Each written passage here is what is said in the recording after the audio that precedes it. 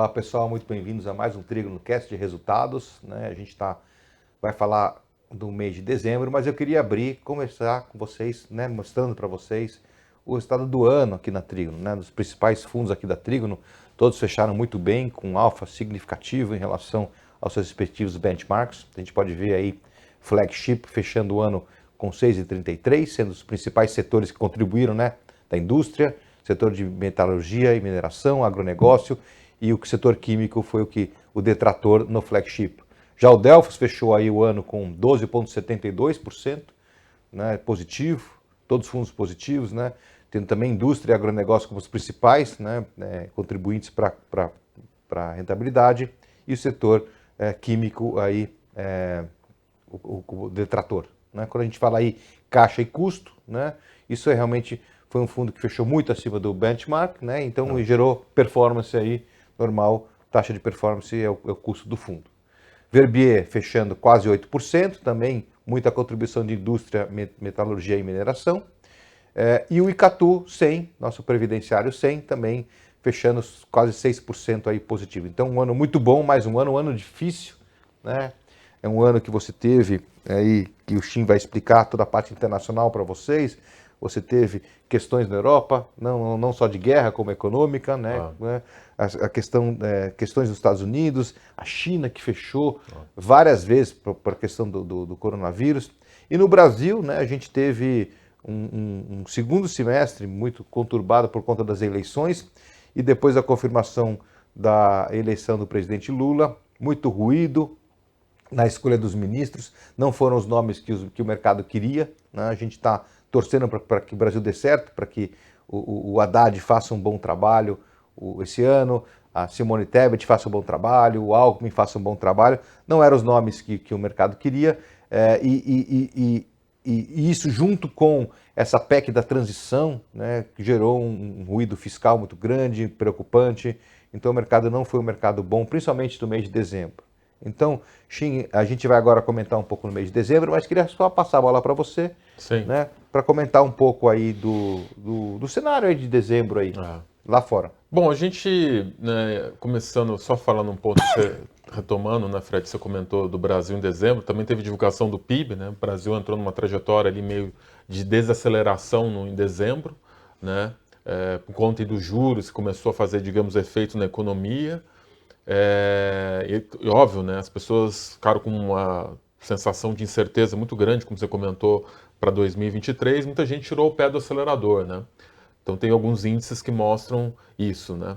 Internacionalmente, rapidamente, é bom comentar que a China, né, começou um processo de abertura da economia muito antes do que se esperava por conta do Covid, né? A China ali já começou a sinalizar, entrou o ano já sinalizando que vai mudar a política do Covid. Já mudou, né? Já mudou, né? Permitindo lá, enfim, que as pessoas não exigem mais testes, as pessoas não precisam mais fazer lockdowns em cidades, né? Então, assim, um negócio... Ela foi para a estratégia da imunização, né, por manada, que é o que aconteceu. A população está vacinada, então isso é bom para commodities, é bom para a abertura do mundo. Né? A China segurou muito tempo, né? Apesar do foco ter sido lá, né, o mundo que foi aí vítima de Wuhan, né, ele começou a vacinar, começou a liberar a população, isso foi criando um efeito, uma imunidade de manada, e a China, como trancou todo mundo, deixou todo mundo exposto. Né? Isso, né? E a China, então, agora está reabrindo, né? Que isso é um fator muito positivo para 2023, né? Recuperação de commodities, de preços. Vão tentar aí, mudar algumas políticas, por exemplo, a alavancagem do setor imobiliário, né? Também estão flexibilizando várias políticas.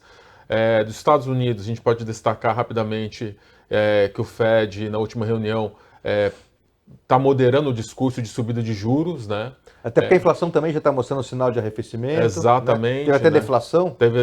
O CPI, o último, eles acham que já passou o pico de inflação, que é uma coisa muito boa, né, em termos de política monetária, porque você para de subir os juros dos Estados Unidos e para de aspirar o dinheiro do mundo para os Estados Unidos, né? E a Europa está lá lidando com questões de crise energética ainda, né? E também estão subindo os juros para combater essa inflação que está rodando lá. Então a gente pode passar né? A gente está vendo aqui, né, começando como a gente começa sempre esse TrigonoCast, as principais variações do mês, né? A gente teve aí a EMAI, uma posição pequena aqui, né? Até papel menos líquido, pequena, mas subiu 58% no mês de dezembro. Né? A empresa, porque o governador Tarcísio, né, foi eleito e sinalizou, logo nos primeiros discursos, que ele gostaria de privatizar o que tivesse mais fácil. E para ele, na visão dele, EMAI seria a coisa que está mais fácil de privatizar Até do que o Sabesp. Dória já falou muito da EMAI. Falou que ia colocar até um restaurante lá na usina Traição. Mas enfim, uma posição pequena da Trígono que teve esse resultado estrondoso. Depois a Companhia Energética de Brasília, né, subindo 11% também, um movimento de mercado. Fluxo de mercado. E a Home, que é uma indústria, também 10%. Eu acho que a Home foi muito mais, assim, sem notícias novas, mas muito mais por conta aí do novo governo, né, que estimula muito a indústria. Mas a Home também tem uma pegada, uma exposição muito forte no setor de energia, né, peças para energia e peças para o setor agro. Então, que também tem uma perspectiva muito boa para 2023. Agora, na gestora aqui no geral, as que mais caíram são posições pequenas também. A gente está vendo a Eletrobras caindo 12%, a Movida caindo 12% e a WLM caindo 17%. Isso. A WLM, para quem não conhece, é a Wilson Lemos de Moraes. Martins, né? Moraes, desculpa, isso. Moraes. Antiga Supergás Brás. Antiga Supergás Brás, e eles são uma holding que tem aí concessionárias de caminhões de Scania, né, pelo Brasil. Então, Shin, comenta um pouco assim, brevemente essas bottom 3 aí, por favor. Começando pela última, a WLM, acho que é muito mais fluxo de mercado, não teve nada, uma notícia relevante, né, sobre a empresa.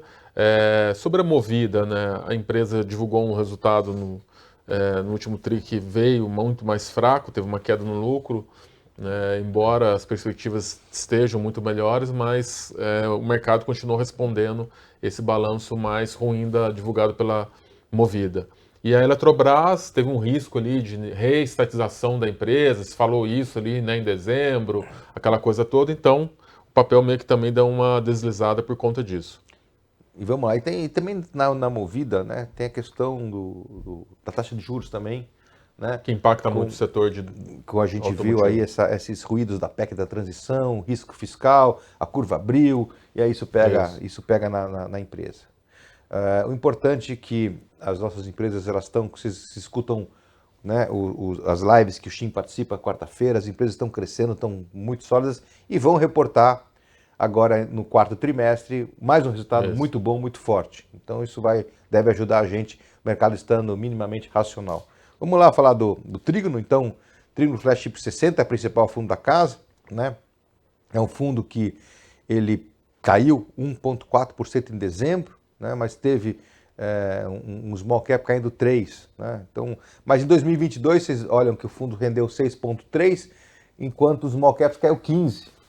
E quando a gente vai abrindo a janela, né, a gente vê aí 24 meses, 80% de diferença de rentabilidade, né? Mais 52% contra menos 28%. Então, um fundo que realmente está entregando muita rentabilidade desde o seu início, desde que o fundo abriu, ele abriu 4 anos e meio, né? Ele está com 225% contra 15% praticamente do índice small. Então, um alfa muito relevante, né? E no mês a gente vê os principais geradores de alfa, setor de tecnologia, a nossa posição em positivo, né? Que realmente gerou bastante resultado, né? Quer comentar um pouquinho?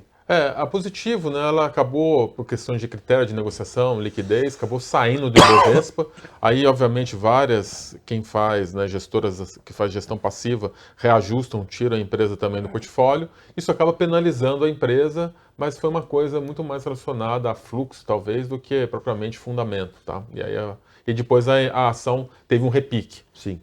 Voltou. Concessão de energia, né? A gente vê aí a EMAI, né? Então, assim, a gente realmente tem... a EMAI ajudou bastante. E vamos agora para o Delphos Income. Nosso fundo de dividendos. Nosso fundo de dividendos. Pagou... eu tenho que olhar o número, mas acho que mais 150% do CDI em dividendos no ano passado. Né? Fechou o ano aí praticamente empatado com o índice de dividendos. Então, 12,7% contra 12,6% do índice de dividendos. Né? Teve um dezembro pesado, caiu 2,7 contra menos 1,6 do IDIV, mas de novo, na hora que você abre a janela, por exemplo, 4 anos esse fundo já era quase 200% contra 52% do índice de dividendo. Na hora que a gente vai olhar aqui a diferença, tem o agronegócio, né, a nossa posição em Kepler, você teve aí um papel que a Trígono já atingiu aí 20% do capital. Exato. Né? A gente agora vai buscar colocar os nossos conselheiros na empresa, um trabalho, uma meta para 2022, a meta 2023, meta também colocar a empresa no novo mercado. Então muita coisa, muita notícia boa para vir para a empresa, mas você tem aí vendedores, fundos que têm posições relevantes, que vendem o papel sofreu por conta disso, fluxo vendedor. Né? Setor químico, a gente está vendo aí a Unipar. A Unipar basicamente sofreu os ruídos eleitoreiros, né? De novo, ameaças na política do marco do saneamento, né? E também, assim, nos Estados Unidos teve até uma notícia positiva, né? Porque lá o inverno, lá a tempestade fechou algumas unidades, mas isso o mercado nem precificou, né? Então, o marco do saneamento acho que foi o principal ruído, na minha opinião, esse papel ter caído, né?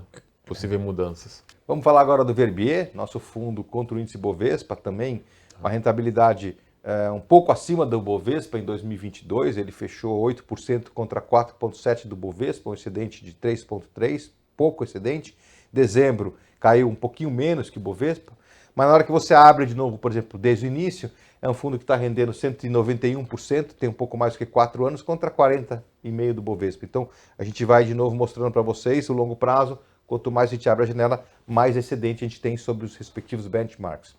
A gente vê primeiro o que chama atenção no Verbier, né, a diferença que deu, é o fato da gente ter muita posição em indústria, mas não tem Braskem no fundo, que faz parte do Ibovespa. O Braskem caiu aí 16% praticamente, com redução dos preços internacionais, não é? Os spreads, né, dos polipropilenos, dos polietilenos, né, que são duas matérias-primas, eles caíram muito, caíram quase metade. Caíram de 40% dos spreads para 20%, né, o que indica que a empresa vai ter margens menores. Né, então, isso refletiu no balanço da Braskem. Vamos lá. E óleo e gás, né, que a gente vê aí uma posição em Petrobras que a gente não tem no Verbier, né, é uma empresa pesada no índice Bovespa, caindo aí 8,1%, com o governo aí fazendo possibilidade de mudança, né? Entrou um novo presidente. A gente o mercado lembra do Petrolão, então assim, ruídos e vamos ver o que vai ser para frente. Então isso foi o Verbier. O nosso Icatu, Trígono Previdenciário, ele teve em 2022 um pouquinho acima do índice Bovespa, rendeu 5,9 contra 4,7 do índice Bovespa, mas Previdenciário é mais um fundo que tem que ter cabeça de longo prazo. Então, só para dar um exemplo, em 2 anos, por exemplo, esse fundo rendeu 45,4% contra menos 7,8% do índice Bovespa. Abriu aí 53% sobre o índice Bovespa. Então vai abrindo a janela e vai entregando resultado. Não faz sentido você não ter uma previdência para quem tem uma janela de pelo menos 10 anos num fundo de renda variável. Tá? A performance a gente pode realmente falar aqui do setor de consumo. Você vê que tem 4% de consumo no Bovespa. A Lojas Renner caiu aí 10%, a gente não tem, né? Basicamente, como está escrito aqui, um quarto tri atípico com Copa, né? E você tem problemas climáticos também. Toda vez que você tem ou muito frio ou muito calor, isso atrapalha para empresas de vestuário. Vendem roupa e tal, né? É complicado. Alimentos e bebidas, a mesma coisa, né? De novo, ruídos de aumento de JCP. Não, é o contrário. Aqui existiu em dezembro uma proposta de tributação, finalização do JCP, né? Entendi. Então, a empresa seria tributada nesse benefício e seria muito ruim para a Ambev, que gerou uma baita mais ruído. engraçado, o Brasil perdeu a Copa, né? Nas quartas de final, né? Para a Croácia acaba a venda de cerveja, papel cai. Também acaba tira um pouco, né, do o pessoal bebe menos quando né? Só os argentinos que devem ter bebido mais. Vamos lá, só para a gente terminar aqui, agradecer sempre a audiência do nosso TrígonoCast e lembrar vocês, no nosso site, dá para cadastrar, trigonocapital.com, vocês têm aí o informativo diários, lives semanais. Todas as quartas-feiras, essa semana. Noite, live, né? Lâminas mensais e nossas resenhas aí, newsletters que saem, vale a pena, muito conteúdo aqui da Trígono. E lembrar vocês agora também, nosso novo fundo de crédito, que já abriu, completando 6 meses, um fundo que está performando, Trígono Pulsar. Quem quiser mais informação, também no nosso site. Então, muito obrigado, Shin. Obrigado, E até Fred. o mês que vem. Espero com notícias boas aí, que seja um primeiro mês, um janeiro bom aí, com o governo novo. Vamos torcer aqui. Muito obrigado.